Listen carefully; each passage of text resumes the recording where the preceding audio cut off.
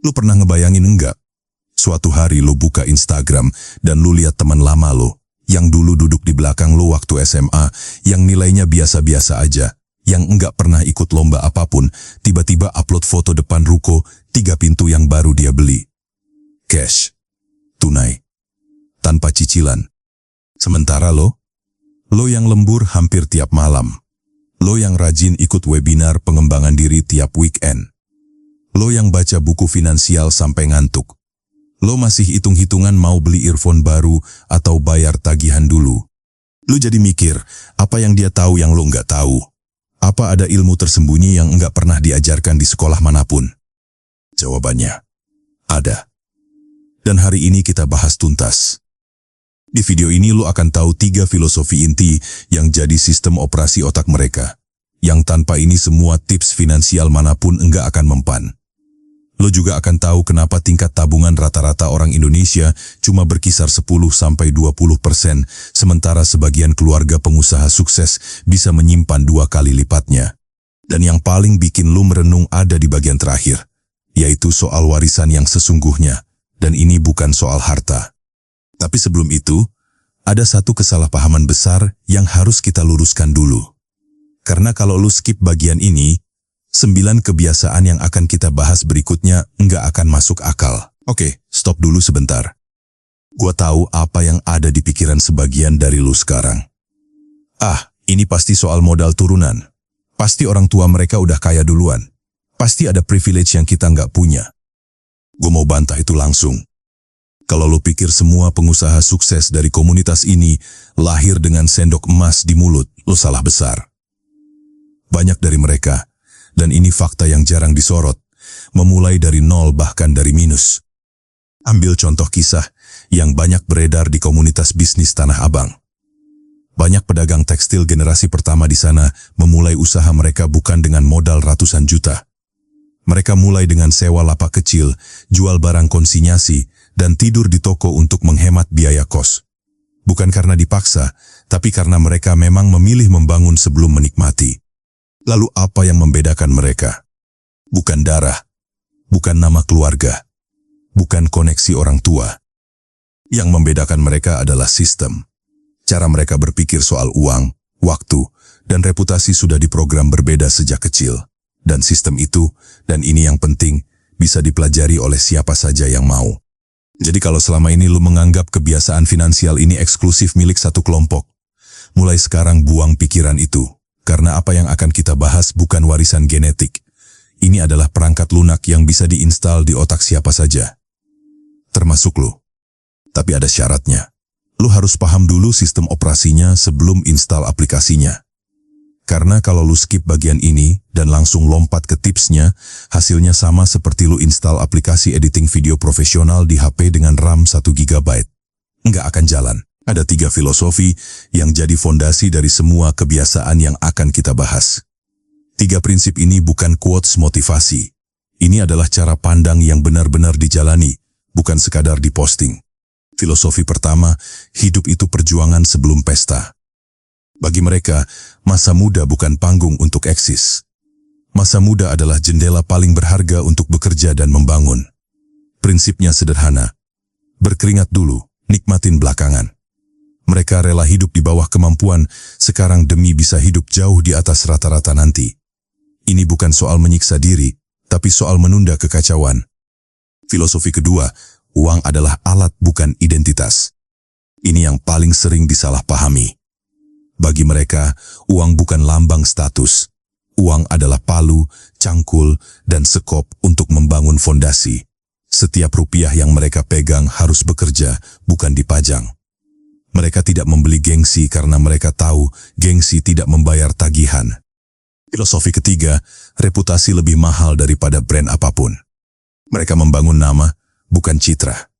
Dipercaya oleh mitra bisnis, dihormati karena konsistensi, dikenal karena integritas. Itu aset yang tidak bisa dibeli dengan tas seharga 10 juta rupiah manapun. Tampil sederhana bagi mereka bukan tanda kemiskinan. Itu tanda bahwa mereka sudah tidak butuh validasi siapapun. 3 filosofi ini adalah sistem operasinya. Sekarang kita siap install 9 aplikasinya satu persatu. Dan yang pertama ini mungkin yang paling menampar, karena kita semua punya versi kebiasaan yang salah dari ini. Kebiasaan pertama adalah pendidikan finansial sejak dini. Coba ingat kapan pertama kali lo beneran belajar soal uang. Bukan pelajaran menabung di celengan TK, tapi belajar soal untung, rugi, arus kas, dan bedanya kebutuhan versus keinginan. Kebanyakan dari kita jawabannya, pas udah terjerat cicilan pertama. Di banyak keluarga pengusaha, anak-anak sudah diperkenalkan dengan konsep ini jauh sebelum mereka masuk SMP. Uang jajan tidak selalu diberikan cuma-cuma. Kadang harus ada kontribusi dulu, entah bantu jaga toko atau membereskan gudang. Ini bukan eksploitasi. Ini magang finansial pertama dalam hidup mereka. Ada seorang teman gua, sebut saja namanya Rendra, seorang manajer keuangan di perusahaan logistik. Dia cerita bahwa sampai usia 25 tahun dia tidak tahu bedanya aset dan liabilitas. Dia pikir cicilan motor itu termasuk investasi karena motornya dipakai kerja. Waktu dia akhirnya belajar konsep dasar ini, dia bilang rasanya seperti selama ini main game, tapi tidak tahu aturan dasarnya. Dia sudah kerja keras, tapi di arah yang salah. Lo mungkin sudah melewatkan pendidikan ini waktu kecil, tapi lo belum terlambat untuk mulai sekarang. Coba 1 hal minggu ini, catat semua pengeluaran lo selama 7 hari dan beri label 1 kata di setiap pos pengeluaran itu. Labelnya cukup 2 pilihan, yaitu butuh atau pengin. Di akhir minggu, hitung total masing-masing. Angka itu akan bicara lebih keras dari ceramah manapun. Tapi nabung itu kan gampang kalau penghasilannya besar. Nah, kebiasaan kedua ini akan bantah asumsi itu secara brutal. Kebiasaan kedua menyangkut cara menabung, dan ini yang paling bikin orang enggak percaya pertama kali dengarnya. Kalau rata-rata orang bangga bisa sisihkan 10-20% penghasilan untuk ditabung, di banyak keluarga pengusaha generasi pertama, angka itu bisa mencapai 70 bahkan 80%. Bukan karena gaji mereka ratusan juta, tapi karena cara pandang mereka terhadap uang yang tersisa setelah ditabung benar-benar berbeda. Mereka tidak melihat menabung sebagai pengorbanan. Mereka melihatnya sebagai perlindungan. Tabungan bagi mereka adalah bunker. Saat krisis ekonomi datang dan orang lain panik menjual aset dengan harga murah, mereka bisa duduk tenang karena fondasi mereka kokoh. Ada riset menarik dari Bank Dunia yang pernah mengkaji pola pengeluaran keluarga pedagang kecil Asia Tenggara. Hasilnya menunjukkan bahwa keluarga yang menerapkan prinsip bayar diri sendiri dulu secara konsisten cenderung memiliki ketahanan finansial 2 kali lebih tinggi saat menghadapi syok ekonomi dibanding yang menabung dari sisa pengeluaran. Artinya urutan prioritas itu penting. Bukan gaji masuk, lalu sisanya ditabung. Tapi gaji masuk lalu tabungan langsung dipotong, baru sisa itulah yang boleh dipakai hidup. Nggak perlu langsung 70%. Mulai dari satu hal konkret, setiap kali gaji masuk, sebelum bayar apapun, langsung transfer 10 atau 15% ke rekening terpisah yang tidak ada mobile bankingnya. Anggap itu pajak masa depan yang tidak bisa dinegosiasi. Lakukan ini 3 bulan berturut-turut, baru evaluasi. Bicara soal pengeluaran yang tidak perlu, kebiasaan ketiga ini menyerang langsung musuh terbesar dompet generasi milenial. Kebiasaan ketiga adalah imunitas terhadap gengsi. Dan ini bukan soal hidup pelit, ini soal kebebasan. Lo pernah lihat orang yang kelihatannya kaya tapi bajunya biasa? Kaos polos, sendal biasa, tidak ada logo apapun yang mencolok. Kebanyakan orang pikir itu karena mereka nggak punya duit, padahal seringnya justru sebaliknya. Sebuah studi dari peneliti Thomas Stanley yang terkenal lewat bukunya tentang pola hidup jutawan Amerika menemukan bahwa sebagian besar orang dengan kekayaan bersih tinggi justru hidup jauh di bawah kemampuan mereka. Mereka tidak membeli mobil mewah baru, mereka tidak gonta-ganti jam tangan, dan mereka tidak tertekan untuk terlihat sukses karena mereka sudah merasa sukses. Ini kebalikan dari yang banyak kita lakukan. Kita nyicil barang yang tidak kita butuhkan, untuk membuat terkesan orang yang tidak kita kenal, pakai uang yang belum kita punya. Seorang kenalan gua, sebut saja Faris, adalah contoh yang menarik. Penghasilannya di atas rata-rata UMR Jakarta, tapi tabungannya hampir nol karena tiap bulan ada saja pengeluaran buat jaga image. Beli sepatu limited karena takut ketinggalan. Upgrade HP setiap tahun karena malu kelihatan pakai model lama. Sampai satu hari dia hitung total yang sudah dia keluarkan untuk barang-barang itu dalam 3 tahun. Hasilnya bisa buat DP rumah.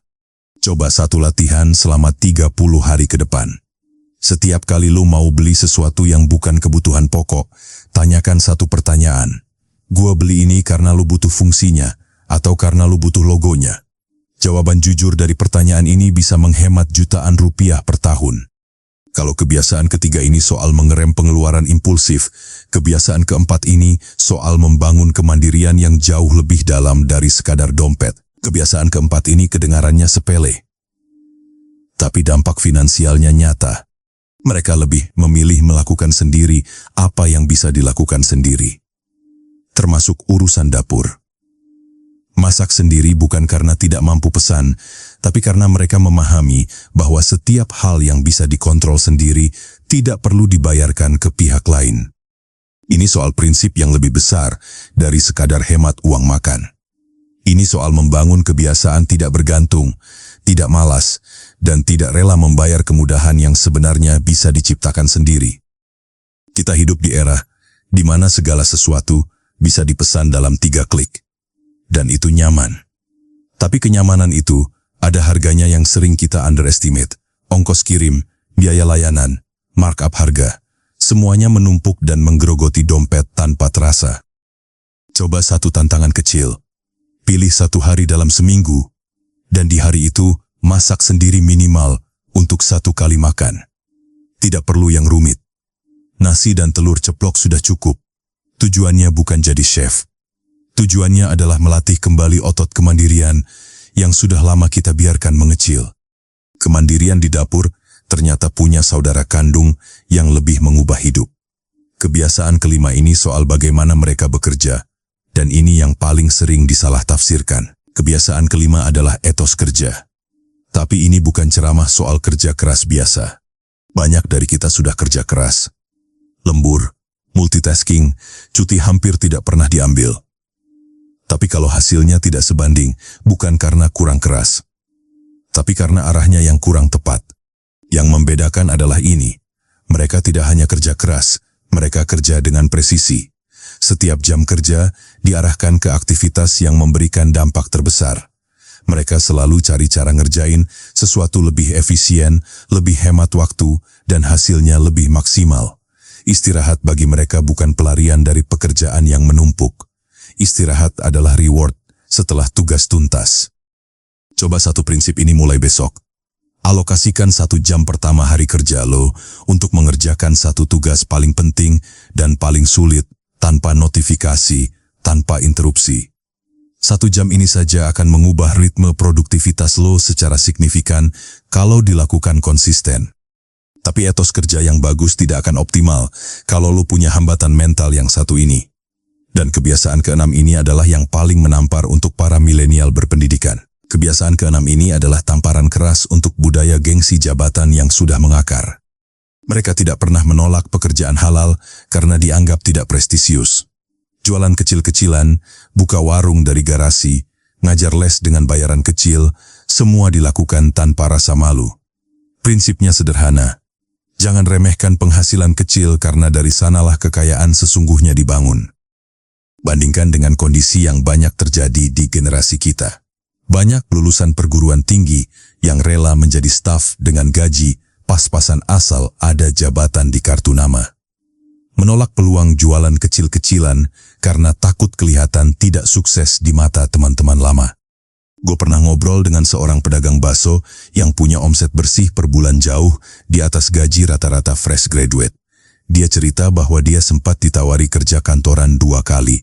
2 kali dia tolak, bukan karena tidak mau kerja kantoran, tapi karena dia sudah hitung kebebasan, fleksibilitas, dan potensi penghasilan dari usahanya sendiri jauh lebih masuk akal untuk jangka panjang. Fokus mereka bukan kelihatan hebat, tapi jadi hebat beneran. Coba tantangan kecil minggu ini. Cari satu cara untuk menghasilkan uang di luar gaji atau penghasilan utama lo dengan cara apapun yang halal. Jual barang bekas, tawarkan jasa sesuai keahlian lo, atau bantu tetangga dengan sesuatu yang mereka butuhkan. Tujuannya bukan jumlah uangnya. Tujuannya adalah menghancurkan satu bata dari tembok gengsi yang selama ini mengurung lo. Dan bicara soal penghasilan, kebiasaan ketujuh ini akan membuat lo mempertanyakan kenapa lo masih bergantung pada satu sumber pemasukan saja. Kebiasaan ketujuh adalah prinsip diversifikasi penghasilan. Dan ini bukan soal serakah, ini soal bertahan hidup. Bergantung pada satu sumber penghasilan itu seperti membangun rumah di atas satu tiang.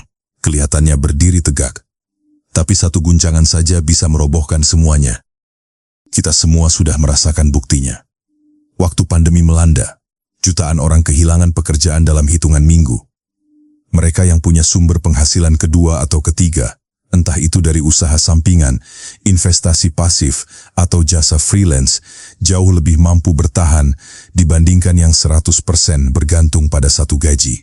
Survei dari Kata Data Insight Center pada tahun 2022 menemukan bahwa hampir 40% pelaku UMKM di Indonesia yang bertahan selama pandemi adalah mereka yang sebelumnya sudah memiliki lebih dari satu lini usaha atau sumber pendapatan. Mereka tidak menunggu sampai siap untuk mulai.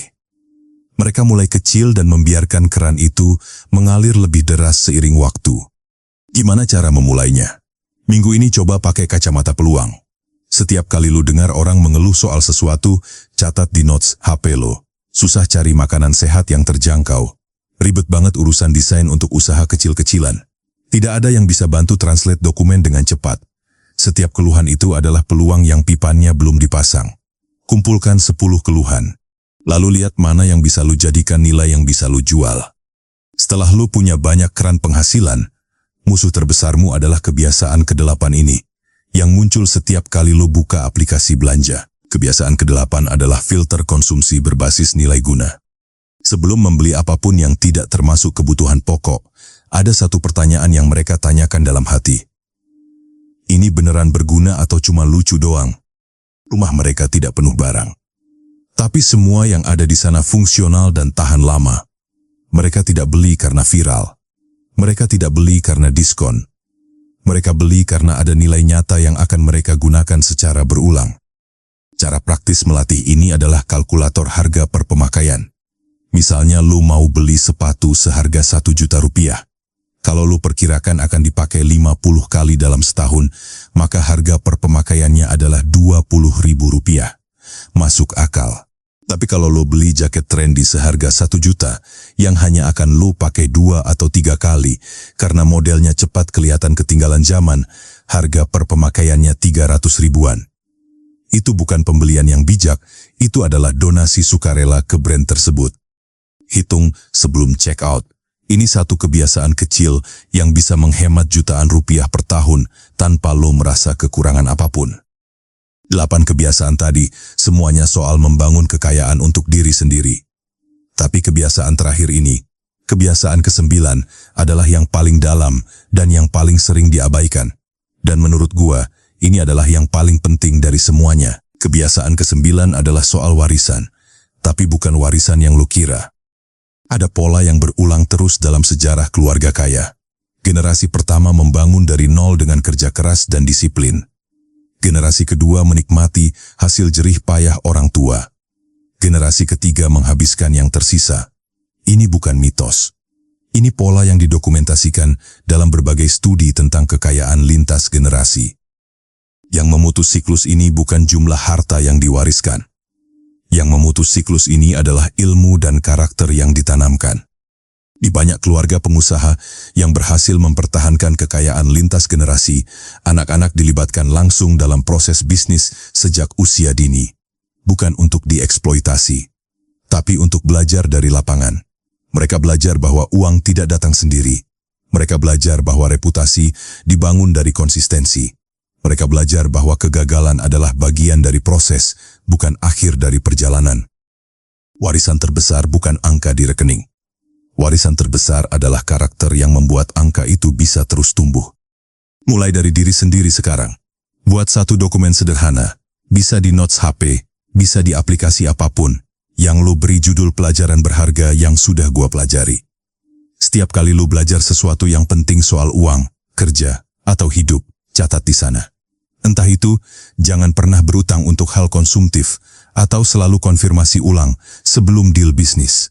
Ini adalah wasiat ilmu yang lo bangun untuk diri lo sendiri dan untuk siapapun yang kelak akan lo wariskan. Gua mau jujur sebentar. Gua tahu 9 kebiasaan ini kedengarannya sederhana di atas kertas. Tapi menjalankannya di tengah tekanan hidup yang nyata itu beda cerita.